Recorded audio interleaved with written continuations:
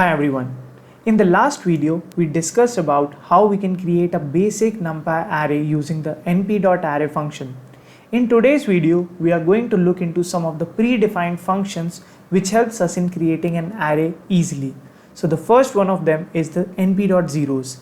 And np.zeros is a function which helps us in creating an array consisting of all the elements as zeros. So I'm just going to specify here as np.zeros, and here I will be specifying the value as 2, and let's suppose I'm going to save this in an array named z, and I'm going to print z.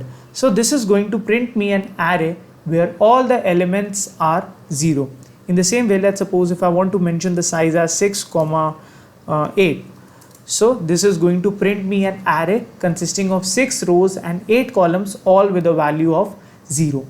In the same way, we can create an np.ones function. So it's going to print me the ones in of size 3, 6. So I'm just going to create this, and if I'll print this, I'm getting an array consisting of 3 rows and 6 columns, each with a value of 1. There are applications of these, and we will be looking them in once we'll be discussing the concept of broadcasting or the scalar operations.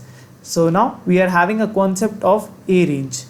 I hope you guys know about the range function which we use in loops. The arange function works in the similar way as the range function, but in NumPy arrays. So let's suppose for the range, you must be using for I in range, and there you're going to specify the values as 2, 6, and if I'm going to print I. So this is going to print me the values from 2 to n-1, which is from 2 to 5. In the same way, I'm just going to call np.arange, and I'm going to pass the value as 2, 6. So this is going to again use the range function, but this time it stores the result in a NumPy array, right? Then we are having the another function. Let's suppose if I want to add 2, 8, and here I'm going to specify the step size also. So the step size has specified it as 2 at the last, so that means it's going to keep the difference between the consecutive elements as 2, which you can see here from 2 to 4 to 6, right? In the same way, we are going to use the linspace function. Now the linspace function is slightly different from the arange function. How? We'll just see. I'm going to specify np.linspace, and again I'm going to pass 2, 8, 2. Once I'll print this, this is going to print me the number of values which I want between these two values I have entered. So the starting value is 2, the end value is 8, and the last parameter consists of the number of values which I want between these two values. So let's suppose if I'm instead of 2, I'm going to specify it as 7. So this is going to print me the 7 values between 2 and 8, inclusive of 2 and 8. So that means it's going to take 2 and 8 and the rest 5 values between 2 and 8. So this is the function of np.linspace. It's just a slight difference. The arange function takes the difference between the consecutive elements, and the linspace function prints the number of elements which we want between two inclusive elements, right?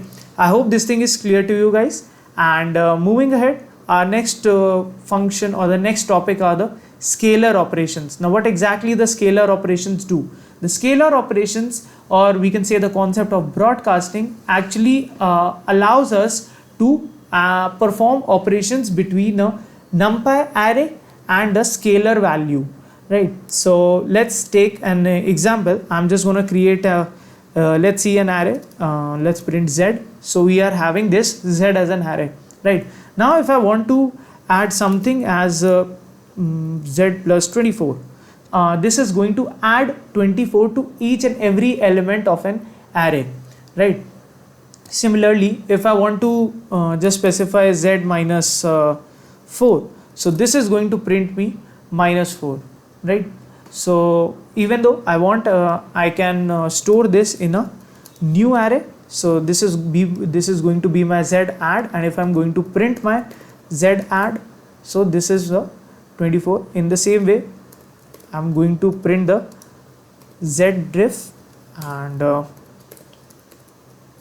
like this. This is my zdiff. So whenever we are performing any operations in this, make sure that it performs the operations in each and every value of an array. this is the concept of scalar operations. In the same way, let's take, I will write something as O dot product, and here I am going to specify O multiplied by, let's say, 256. And if I am going to print this, so it's going to print me the 256. I have not performed the operation on Z because any number multiplied by Z or 0 will give me a 0 value. So I have performed this operation of using the ones array which I have created on earlier, which was O. So in the same way, I can use these operations, and I can perform multiplication, division, and even the exponentials also we can perform using these values. Or if in case you want, you can directly use the np.zeros or np.ones, and you can multiply it with that. So I can write np.ones, I can specify the size, and I can print the result as let's say 22. So this is going to print me a 2,3 array, and each and every number has been multiplied by 22. So in this way we can use these scalar multiplications functions, or the broadcasting concept, we can implement it. Now the next element or the next topic is the element wise operations on multiple arrays. So whenever we are performing whenever we are defined two arrays, we can obviously perform operations between them as well. So let's say if I've created these two arrays as A and B, and now if I wanted to add these two arrays, so I can simply print A plus B, and this is going to return me an array consisting of both of these elements, right, which is sum. So now it's showing me that operands could not be broadcast together with the shapes 3, 3 and 2, 3. That means this array consists of the shape 3, 3, 3 cross 3 matrix, and this is the 2, 3 matrix. So let's add elements in this first. So I'm going to add, let's say,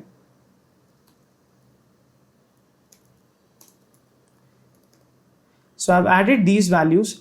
Now if I'm going to execute them, and if I'm going to add these values, so it is going to add corresponding elements in all the arrays, in both the arrays. So 1, it's going to be added with 10, then 2, it's going to be added with 11, and 3 with 12, and so on.